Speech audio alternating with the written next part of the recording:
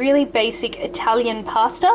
It doesn't have any meat in it, but you can add it in as an option. I'll go through that when that step arises. So to make this we need some vine ripened cherry tomatoes, or you can use a different type of tomato, just as long as they're small in size and they are vine ripened. Make sure you get the reddest, most juicy ripened ones you can. We're using this brand of pasta today.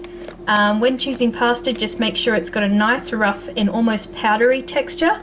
That way your sauce will stick really well. The cheaper pastas tend to be smoother and you won't get as good a result with those. So I've got some baby Roma tomatoes in a can as well. You can use any canned tomatoes, but just make sure that they're a really juicy baby type, one that's really ripe. You'll know that when you use them. Some extra virgin olive oil.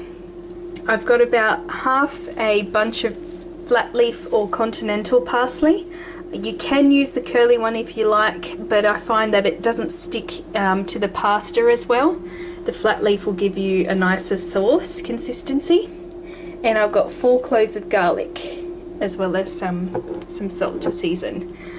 So the first step we're going to do is making the sauce. And I'll show you that once I crush up or chop up my garlic and chop up my tomatoes and parsley. Alright, so everything's been chopped up now. My parsley has been washed and chopped finely. I've quartered my tomatoes and I've finely diced or just roughly chopped the garlic. So our first step is to add garlic into our pan. Now I'm making mine in a small fry pan or saucepan. You can make yours in a little pot. I'm going to generously cover the base of that with olive oil, and then I'm going to turn my heat on almost high, so it's about 3/4 of the way, and add your garlic now. The reason we're adding the garlic so that it warms with the oil and with the pan is so it releases its flavour into the oil. If you put your garlic into hot oil, it will burn and cook and you won't get the flavour through the actual oil itself. So this is going to melt through and give it a nice flavour from the beginning. This is also the stage that you can add in some meat if you were choosing to do that. So you could use a really nice fatty bacon, add that in now while the pan and the oil are cold, and bring that up to warm slowly with the garlic. All your fat would render out of the meat, and add some extra flavour into the sauce as well. Alright, so this is probably going to take about a minute or so, and I'll come back after that. Alright, so my garlic is just starting to go brown on the edges and I can smell it's really fragrant. Now's the time we're going to add in our tomatoes and our parsley.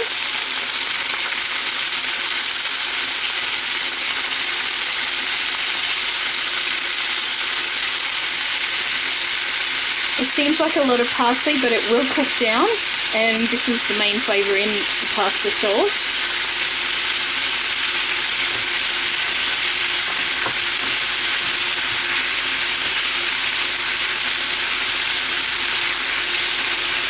And our canned tomatoes and the juice. I'm just going to open it up a little more.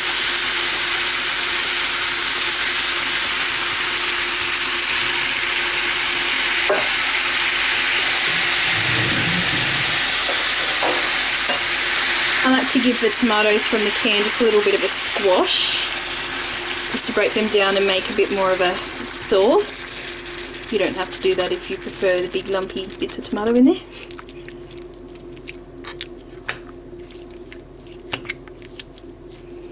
And the fresh tomatoes we used will cook down and break down into the sauce, just like the canned ones.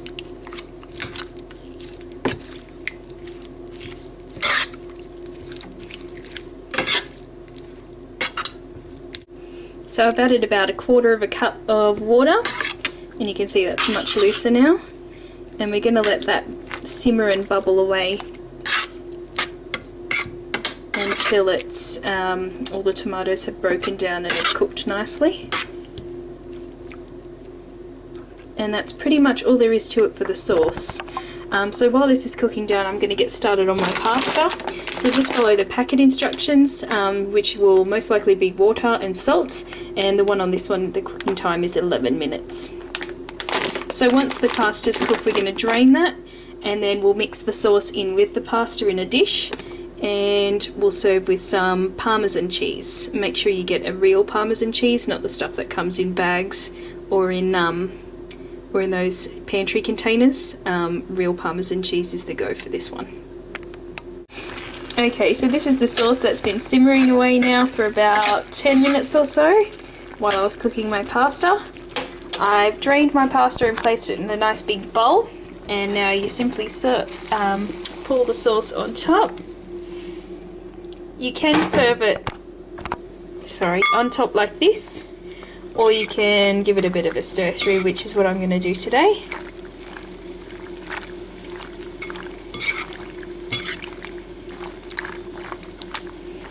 So this amount is enough to serve 4 people comfortably, or if you were serving it with a salad and maybe some garlic bread or something similar on the side, or a grilled chicken breast or something like that, it would serve 6. And this is the pasta all done. As you can see, I've generously grated some Parmigiano on top. This is the Parmesan cheese that I've been using. You can see the rind on there, so it's definitely authentic and real. And I've used a really fine grater. And that's it, that's done.